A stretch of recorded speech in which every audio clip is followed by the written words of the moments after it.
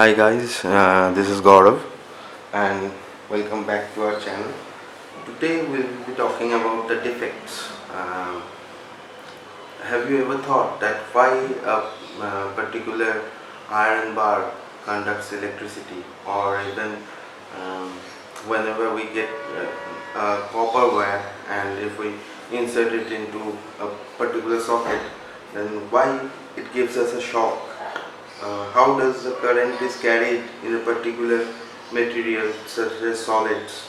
So in this topic we will be discussing about the defects. Okay, so how many kinds of defects, or these defects are known as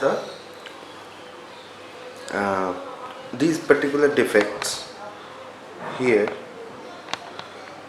these defects will be a topic today. Okay, and these particular defects comes from various arrangements of electrons and other things such as dislocation of electrons, dislocation of atoms, vacancy of a particular place. So we will start by looking at it. First, let's go for the classification. So defects, we can split it into three types, right? Number one is stoichiometric defect, number two is impurity defect, and number three is non-stoichiometric defect. So in this particular case, stoichiometric defect is that kind of defect that actually um, disrupts the stoichiometry or the arrangement of atom in a particular atom or a particular molecule, right?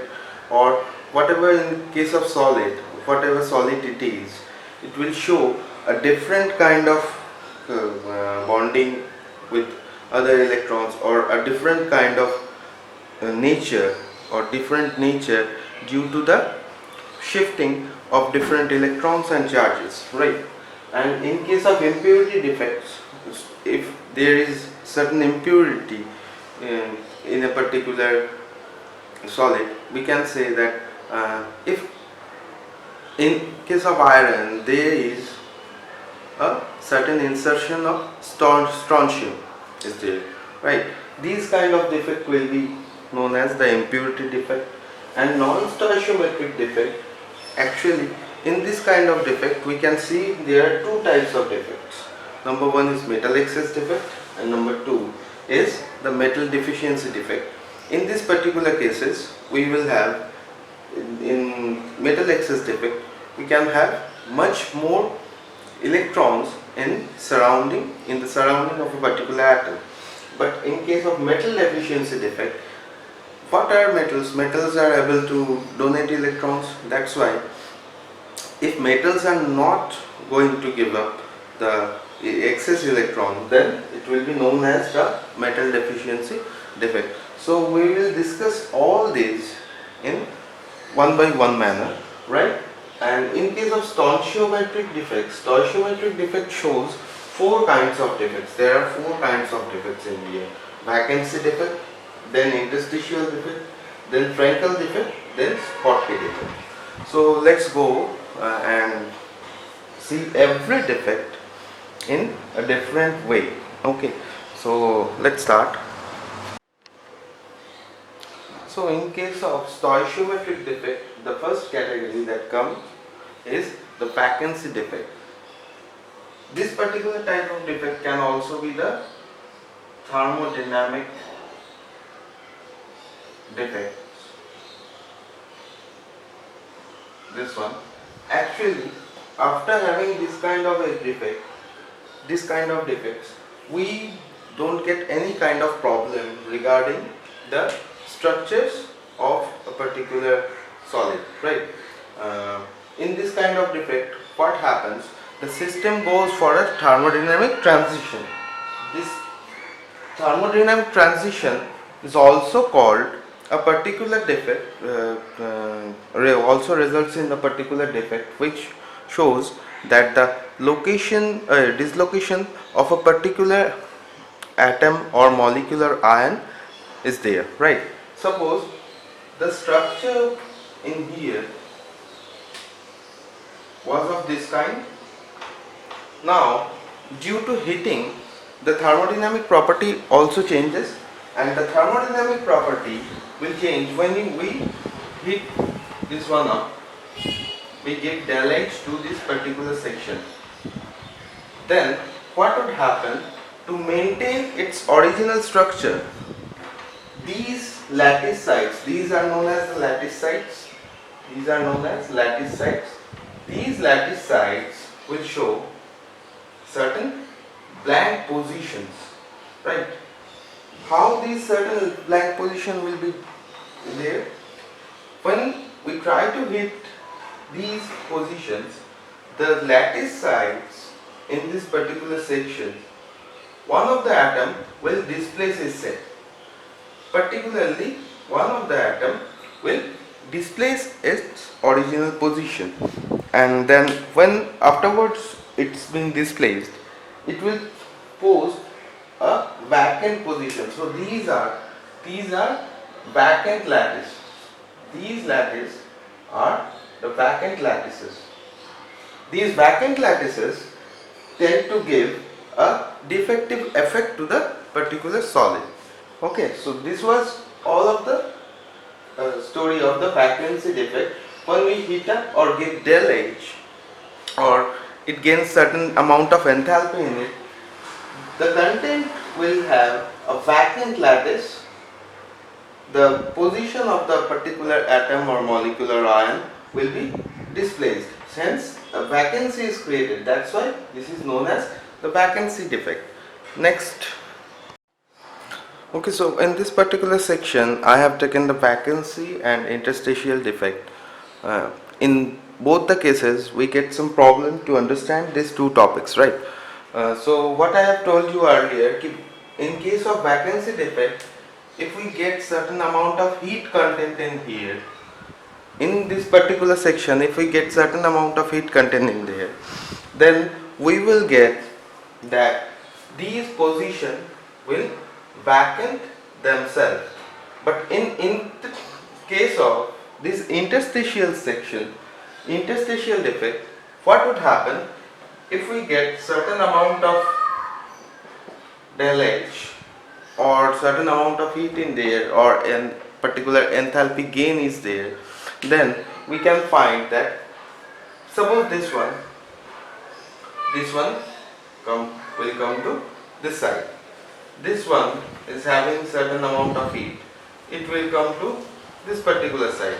So what would happen, it will automatically create a vacant position, and in here it will create a highly dense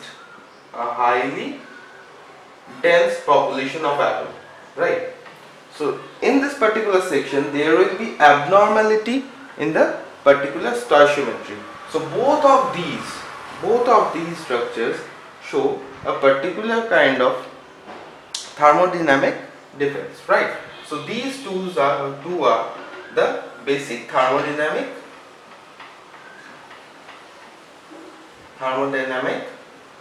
defect, right? So what is happening in case of vacancy? I am repeating again.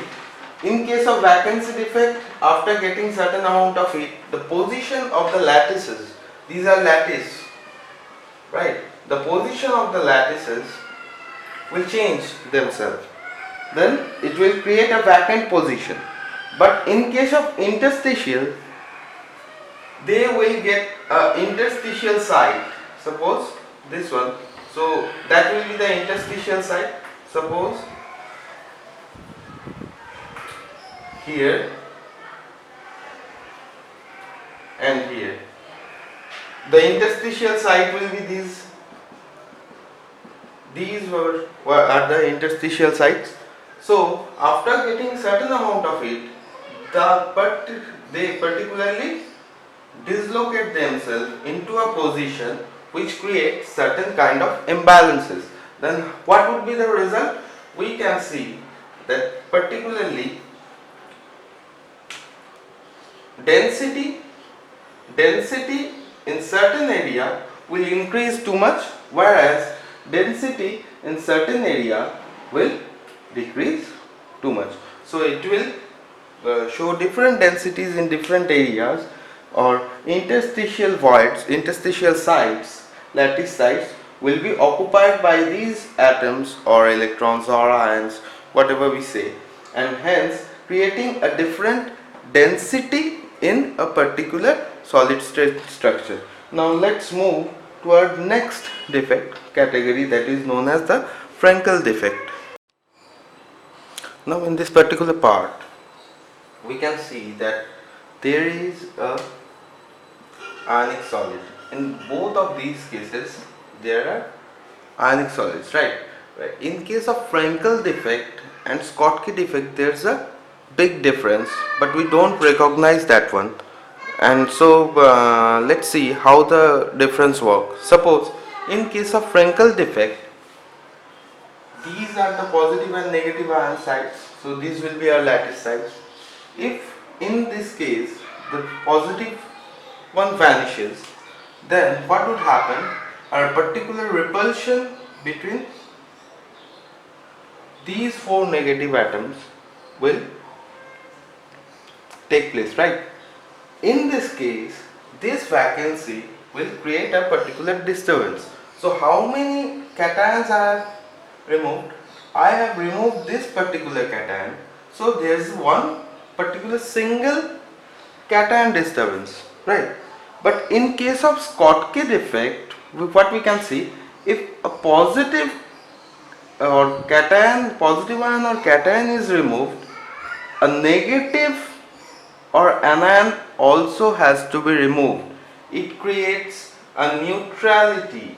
It creates a neutrality in atom. So if a positive is removed, a negative or anion has to be removed also. But in this case, the positive is removed only, so the total number of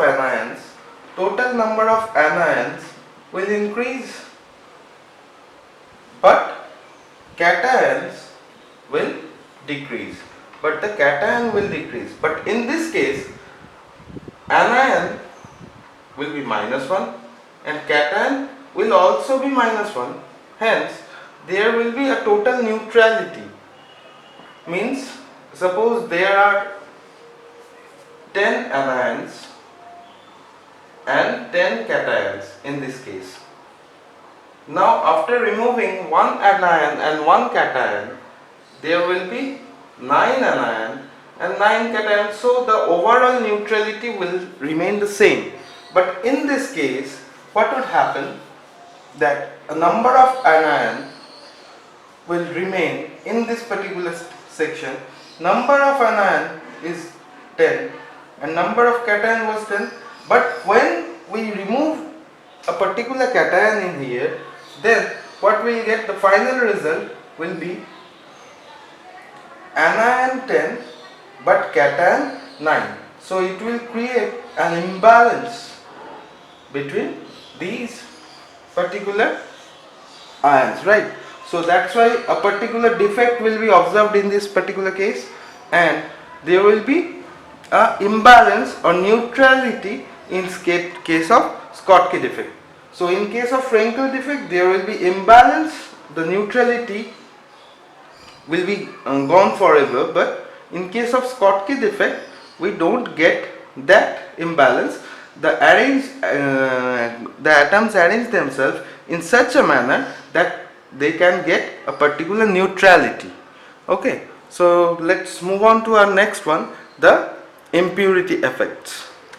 So let's look at the examples of Frankel defects and Schottky defect. Suppose in case of Frankel defect, what we can observe here, that it shows one cationic movement and shows the defect as the result. The ZNS or zinc sulfide, AgCl, then AgBr, AgI, these shows a Frankel defect. But in case of AgBr, we can see that it shows both Frankel and Schottky defect. एक सवाल आता है NEET पे कि NEET में या फिर JEE main में या फिर कभी कभी बोर्ड्स में भी आ जाता है, that in what kind of compound or in which compound we can see that there is both Frankel defect and Scotty defect. AGBR में ये दो चीज़ हो जाता है, ठीक है, क्योंकि जो ब्रोमीन है उसका जो साइज है, ब्रोमीन का साइज जो है वो काफ़ी बड़ा है, right. Bromine has a larger size and it really helps to enumerate that particular situation and dislocate a number of particular cation or a particular anion. In both the cases, when you have larger atomic radii, it becomes easier for you to replace a particular cation or anion, right. That's why AGBR shows both of these particular effects. Now, to understand the impurity defect in case of NaCl, we can use SrCl2 as the intruder in this particular case. We know that in a particular NaCl structure, that Na is surrounded by 6 chlorines in a particular octahedral form, right. In this case, in this particular octahedral form, but what happens, this octahedral form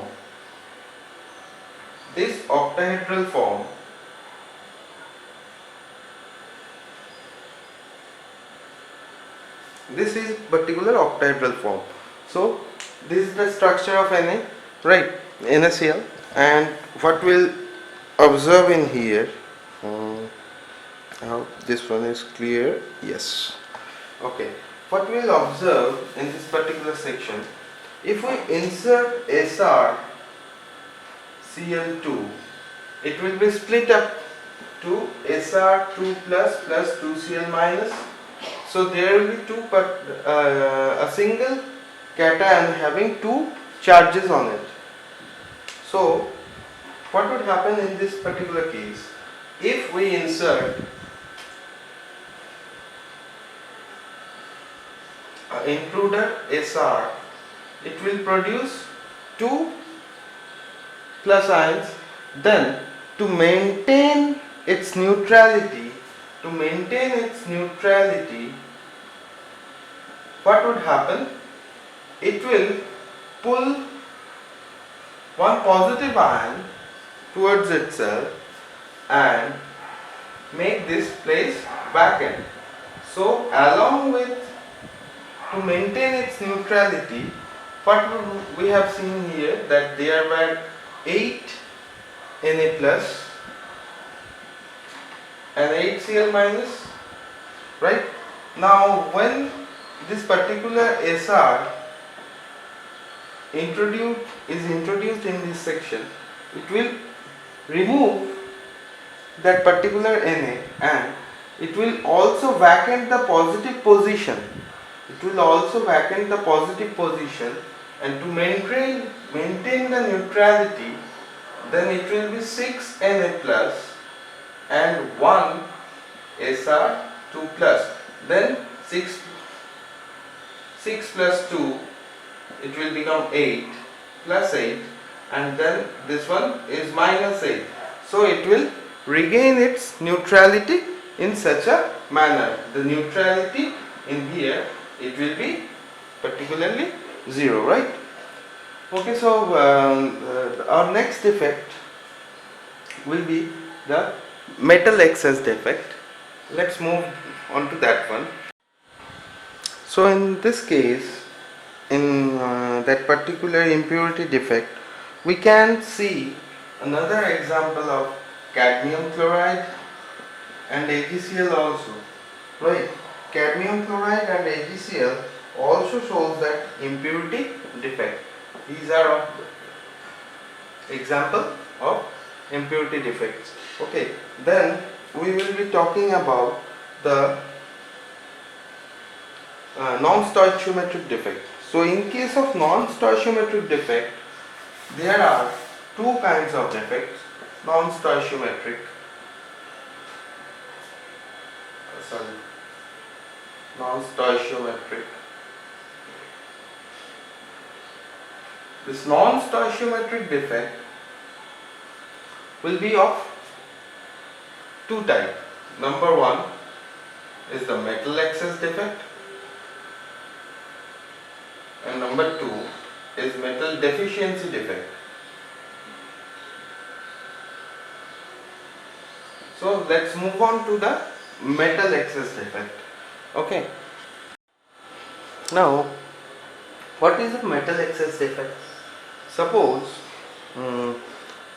what we know, sodium chloride and potassium chloride, these two give this kind of metal excess defect. So metal excess defect is related to the vacant positioning of the vacant anionic sites. What happens in this case? Normally when we try to melt down NaCl, what happens? The sodiums tries to come to the upper surface and the chlorine infuse in the middle sections, right? And so the chlorine tries to remain inside this center. Now when we heat this particular side, now whenever the solid is heated, what happens?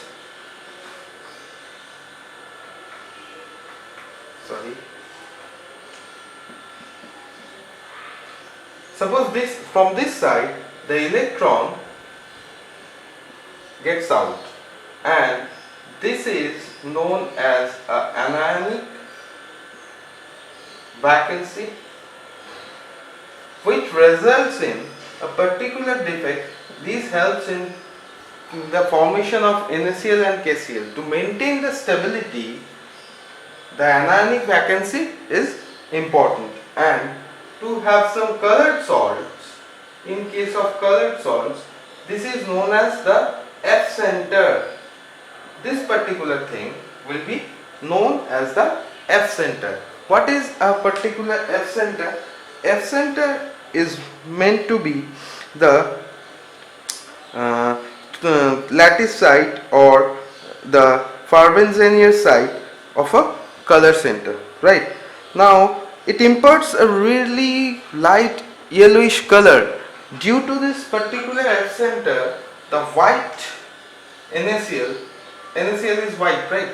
So NaCl normally white, but what we see that there are certain amount of metal excess defect, so then NaCl turns bit yellowish white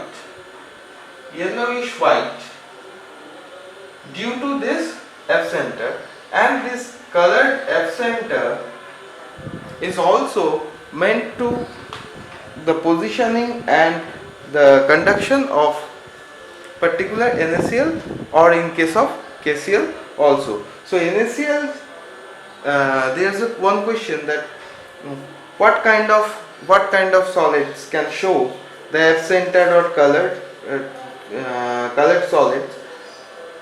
Actually, the reason behind it is the metal excess defect, and NaCl is the answer.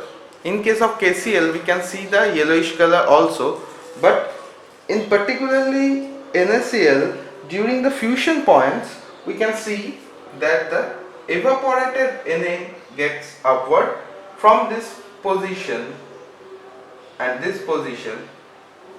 The positive cations will try to move upwards, and that's why this particular section will become blank, and this will be known as the F center, and this F center will invert color, right? So this was of our metal excess defect. Okay.